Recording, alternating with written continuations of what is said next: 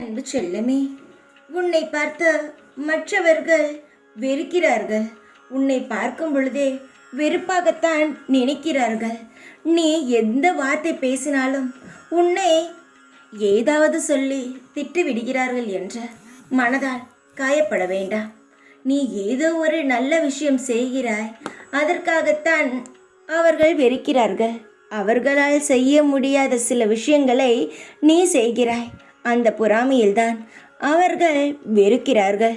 இந்த விஷயத்தை நினைத்தெல்லாம் நீ காயப்பட வேண்டும் என்று அவசியம் கிடையாது. வெறுப்பவரிடம் நீ ஒதுங்கி இரு. உன்னை அன்பாக பேசுபவரிடம் நீயும் அன்பாக இரு. மற்றவர்கள் உன்னை காயப்படுத்தினால் திரும்ப நீ காயப்படுத்த வேண்டாம். தங்கமே, உன்னுடைய வாழ்நாள் முழுவதும் நீ சந்தோஷமாக இருக்க வேண்டும் என்றால் சிலரை நீ அனுசரித்து தான் போக வேண்டும். சிலர் பேசுவதை காதில் வாங்காமல் செல்லத்தான் வேண்டும். எல்லாவற்றையும் நீ மனதிற்குள் நினைத்து கொண்டே இருந்தால் அவரவர்கள் பேசுவது உன் மனதில் நின்று கொண்டே இருக்கும். எதற்கு உன்னை வெறுக்கிறார்கள் என்று பார். அவர்கள் உன் வாழ்க்கையில் நீ பல விஷயங்களை செய்கிறாய்.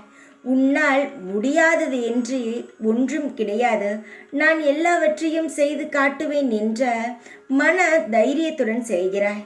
அதை பார்த்து பொறாமைதான், மற்றபடி ஒன்றும் கிடையாது. உன் வாழ்க்கையில் உன்னை முன்னேறக்கூடாது என்று சிலர் உன்னை பேசுவதனால் காயப்படுத்துகிறார்கள்.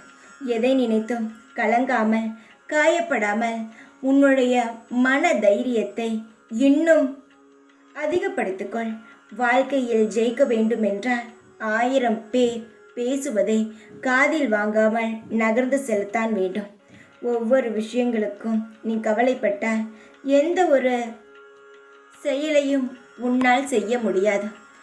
நித்தம் சந்தோஷமாக இரு. உன்னுடைய அனைத்து நல்லதையும் சரி கெட்டதையும் சரி நான் கவனித்து கொண்டுதான் இருக்கிறேன். உன்னுடைய வாழ்க்கையில் இன்பமான சூழ்நிலைகள் வரும். அப்பொழுது எல்லாரும் புரிந்து கொள்வார்கள் உன்னை.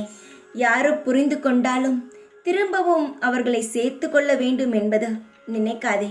ஒரு முறை உன்னை விட்டு விலகினால் அவர்கள் விலகியதாகவே இருக்கட்டும். யாரையும் சேர்த்து கொண்டு உன் வாழ்க்கையை நீயே கெடுத்துக்கொள்ள வேண்டாம். தைரியமாக இரு. எல்லாம் காலப்போக்கில் உனக்கே புரிய வரும். சந்தோஷமாக இரு. எப்பொழுதும் உன் கூடவே இருப்பேன் நான். ஓம் சாய்ராம்.